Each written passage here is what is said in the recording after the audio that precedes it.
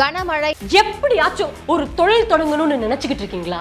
உங்களுக்கு உதவ நாங்க இருக்கோம். ஃப்ரீடம் ஆப்பை இப்பவே டவுன்லோட் பண்ணுங்க. எச்சரிக்கையை தொடர்ந்து நிவாரண முகாம்களை தயார் நிலையில் வைத்திருக்க சம்பந்தப்பட்ட அதிகாரிகளுக்கு முதலமைச்சர் ஸ்டாலின் அறிவுறுத்தல்களை வழங்கியிருக்கிறார். விவரங்களை செய்தியாளர் பிரகாஷிடம் கேட்கலாம். பிரகாஷ், வணக்கம். என்ன மாதிரியான அறிவுறுத்தல்கள் எல்லாம் முதலமைச்சர் வழங்கியிருக்கிறார்? கூடுதல் விவரங்கள் என்ன?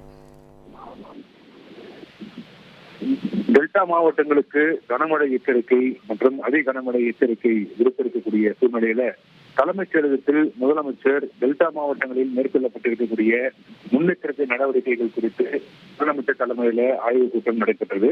இந்த ஆய்வுக் கூட்டத்துல அமைச்சர்கள் மற்றும் அதிகாரிகள் மற்றும் சம்பந்தப்பட்ட, அதாவது மயிலாடுதுறை மழை அதிகமாக பெய்யும் என்று அறிவிக்கப்பட்டிருக்கக்கூடிய மயிலாடுதுறை, விழுப்புரம், நாகப்பட்டினம், திருவாரூர், தஞ்சாவூர் மற்றும் கடலூர் மாவட்ட ஆட்சியர்கள் இந்த ஆய்வுக் கூட்டத்தில் கலந்து கொண்டாங்க.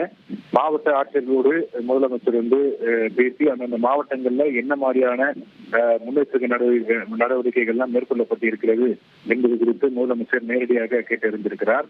அதனோடு பல்வேறு அறிவுறுத்தல்களை முதலமைச்சர் தெரிவித்திருக்கிறார். இந்த ஆய்வுக் கூட்டத்துல தமிழ்நாடு முதலமைச்சர் திரு ஸ்டாலின் அவர்கள் இந்த பாதிக்கப்பட்ட மழை அதிகமாக பெய்யக்கூடிய மாவட்டங்கள்ல நிவாரண முகாம்களை அனைத்து வசதிகளுடன் தயார் நிலையில் வைத்திருக்க வேண்டும் என்றும், கனமழையின் போது பொதுமக்களை தாழ்வான பகுதிகளில் இருந்து முன்கூட்டியே நிவாரண முகாம்களுக்கு அழைத்து வர வேண்டும் என்றும், வெள்ள நீர் தேங்கி பயிர்கள் சேதமடையாமல் இருக்க தேவையான நடவடிக்கைகளை எடுக்க வேண்டும் என்றும், மின்சார வசதி தங்கு தடையின்றி அனைத்து மக்களுக்கும் கிடைக்கிற தேவையான நடவடிக்கைகளை எடுக்க வேண்டும் என்று அலுவலர்களுக்கு முதலமைச்சர் ஸ்டாலின் உத்தரவிட்டிருக்கிறார்.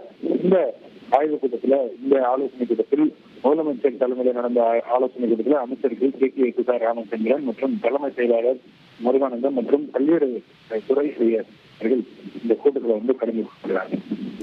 விரிவான தகவல்களுக்கு நன்றி பிரகாஷ்.